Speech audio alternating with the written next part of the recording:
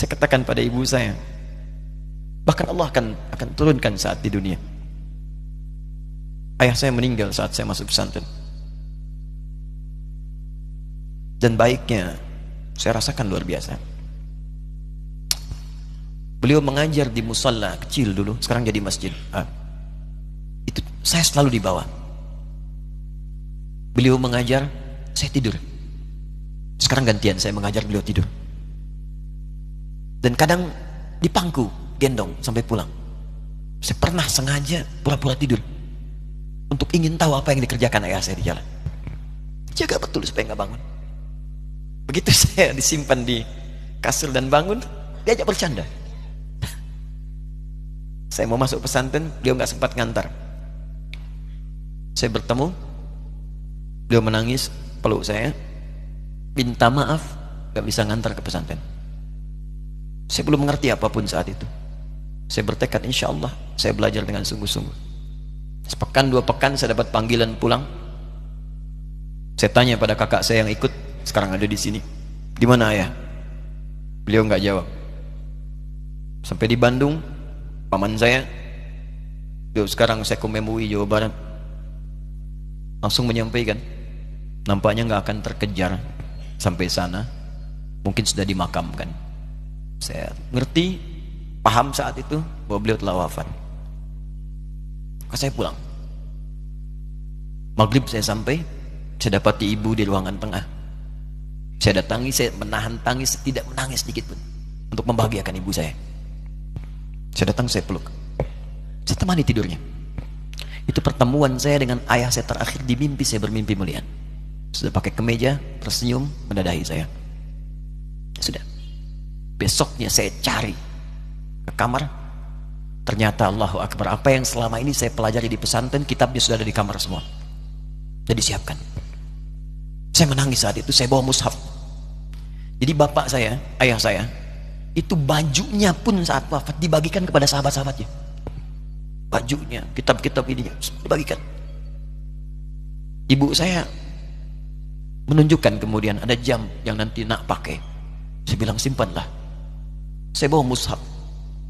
Dengan mushaf itu saya duduk di ruangan tengah, saya menghadap ke kiblat dan saya mohon kepada Allah, ya Allah, saya tak punya kemampuan lagi membahagiakan ayah saya saat hidup di dunia, tapi mohon jadikan setiap huruf dalam Al-Quran ini, ya Allah, pahalanya mengalir untuk ayah saya.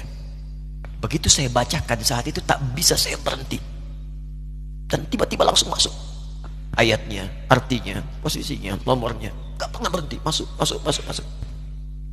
Saya bertekad ingin berbuat baik. Puncaknya saya sekolah. Ibu, ya Allah, saya ingin berbakti pada ibunda saya. Anda tahu apa yang terjadi? Demi Allah saya katakan, ketika Anda bersabar, ibu saya, Bu, Pak, itu krisis 97 Pak. Waktu krisis saya masuk pesantren, saya diberikan sempurna bekal seperti anak-anak lain. Rupanya ibu saya sudah tanya kepada santi-santi, orang tuanya, berapa bekal Anda kasihkan? Dikasih yang paling tinggi itu dikasihkan pada kami tiap bulan. Saya terima. Satu kali libur saya pulang dari jauh, ibu saya tersenyum melihat sedang jemur pakaian, melihat saya. Begitu saya tiba, kaget saya. Ya kok pakaian ibu saya, pakaiannya nggak cocok dipakai gitu. Ini bukan pakaian ibu saya, kayak kain pel lah kalau sekarang. Saya masuk ke rumah, saya kejar, saya buka pakaiannya, lemarinya, saya nggak temukan sedikit pun. Saya kejar kakak saya, dia sudah siapkan makan. Kak perempuan kami yang kedua, mana pakaian ibu saya? Perhatikan jawabannya. Dia menangis saat itu. Dia bilang, mama itu telah menjual semua perhiasan dan pakaiannya untuk pendidikan kamu. Jual. Untuk kita kan, jual. Dan bertahan dengan 150.000 per bulan saat krisis. Jadi rupanya ibu saya itu makan nasi sehari cuma sekali. Beliau mengajar, di berangkat sekolah itu cuma makan pisang, minum kopi, makan nasinya malam. Saya bilang, ya Allah, saya akan ganti baju ibu saya dengan kain ihram dan saya ganting tangannya di Masjidil Haram. Itu apa yang terjadi? Begitu saya kuliah di Libya, alhamdulillah, saya berangkat, saya mulai mengajar, saya serius belajar. Saat itu kemudian Allah mulai berikan jalan. Saya ingin sungguh-sungguh. Malam saya bangun, saya sholat, saya belajar, saya menghafal Quran, saya belajar riwayat Quran. Sampai puncaknya tiba. Saya ditugaskan pemerintah Indonesia saat itu untuk jadi petugas haji di Mekah. Saya telepon ibu saya. Saya bilang, Ma, saya insya Allah akan haji 2010. Saya telepon Februari saat itu. Saya dengar suara, terbayang wajahnya indah, senyuman, bahagia. Alhamdulillah, nak. Kapan berangkat? Tahun ini insya Allah. Saya bilang, dan saya tidak akan pernah berangkat kecuali mama pun akan berangkat. Terdengar nada pesimis tapi senyum. Dari mana katanya? Allah akan kasih, saya bilang. Saya sedang bekerja berusaha karena Allah. Mustahil Allah akan sia-siakan gitu. Berapa butuhnya? Porsinya 25 juta. Kapan harus ada? Bulan Juni. Ya, jadi dari Februari ke Juni itu. Ya, Juli bukan Juni, Juli. Ya, jadi saya masih ingat tuh bulan 7 5 bulan itu. Saya ibu, Pak, nabung saya.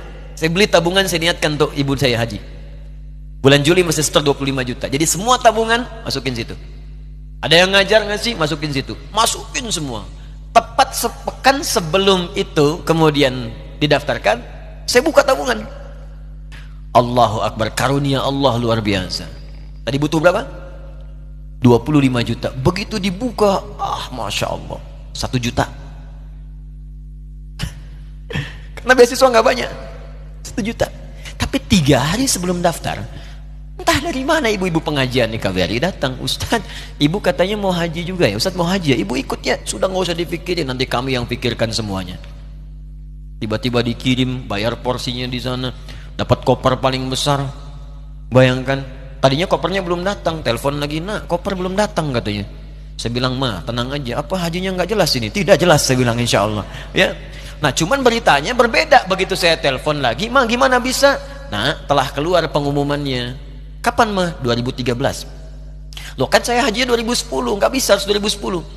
Lihat kalimat ibunda saya. Nah, jangan pernah mengambil hak orang lain. Allah kasih 2013, alhamdulillah.